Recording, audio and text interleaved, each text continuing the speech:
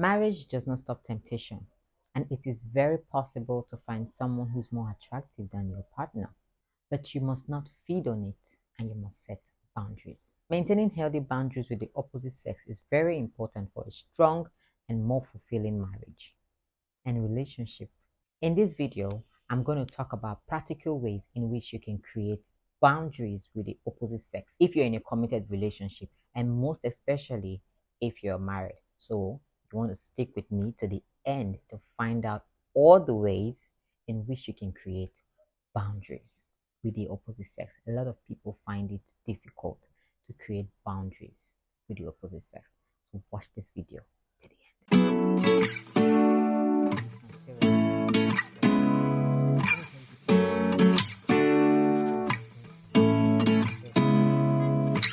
Hello everyone, and welcome back to another episode on Talk with Oma. If you're just joining us, you're late to the party, but anyways, you're welcome. This is a talk session where I talk about everything relating from motherhood, marriage, business, lifestyle, relationship, etc.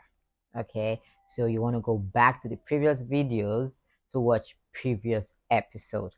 My name is Choma and I'm the host for the show. So our topic today is creating boundaries with the opposite sex if you're in a committed relationship, and also if you're married. You know, in marriage or in a committed relationship, creating boundaries with the opposite sex cannot be too strict. One of the major ways the devil is destroying committed relationship and marriages these days is through infidelity. And this infidelity comes when you do not create boundaries with the opposite sex. That's how it starts. Infidelity does not just start like that. It grows, the feeling grows, and before you know it, you already get into that stage of infidelity. Because why? You start lying, you start not being honest, you start hiding, you start trying to cover up. That's where it starts. Number one, open and honest communication. The foundation of a successful relationship and marriage is the ability to have an open and honest communication with your partner. For instance, your partner is getting closer to the opposite sex. You can obviously tell the partner, your boyfriend or your husband or your wife, that your closeness is getting so much. I'm not comfortable. Let him or her know things you're not comfortable with, and give the person the reasons why you're not comfortable with that person. Maybe the closeness is getting too much, maybe the attachment is getting too much. Of course, you would want to let them know that this thing is affecting me and I don't like it. It doesn't sit well with me. So be able to express yourself, have that communication with your partner, let him know about it and not just bottle it all up. When you start enjoying the company of the opposite sex more than your spouse, that's a major distraction in your relationships or marriage. Remember, cheating does not just start with sex, it starts emotionally. So you need to avoid that. Number two, avoid tempting situation.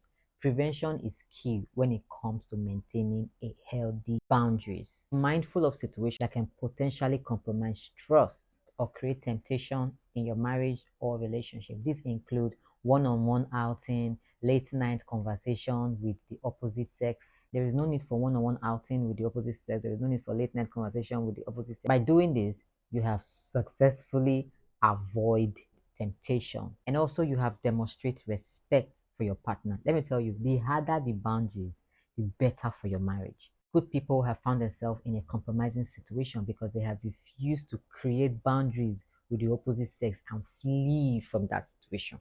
Number three, prioritize your spouse. Make your spouse your number one priority. Show them love, affection, value, and appreciation regularly.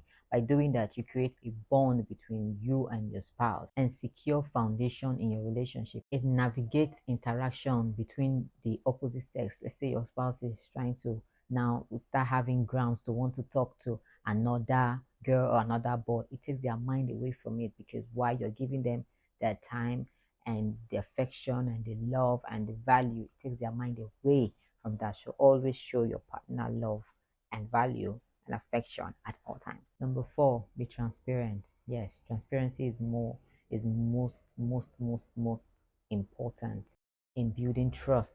Share your daily experience and activities with your spouse, especially interaction with the opposite sex. We say your phone will ring and then the next thing you are hiding to pick up the call, hello, hello, hello, or you have a message and you have all the lock in the world to protect your phone. Be transparent. It builds trust. Let me tell you, people, cheating. Cheating is expensive. Cheating is stressful. Cheating takes away your peace of mind. Hide. It is stressful. I don't know how people do it, but I'm not letting people know that it is stressful. They make you get peace. It doesn't allow you to even relax your mind. So what, instead of going through all that stress, be transparent and let your partner know that this was going on, this was happening. It creates trust between the two of you. Don't let your partner start doubting you or start saying that this man or be this woman, what you they do. Let it all out in the open.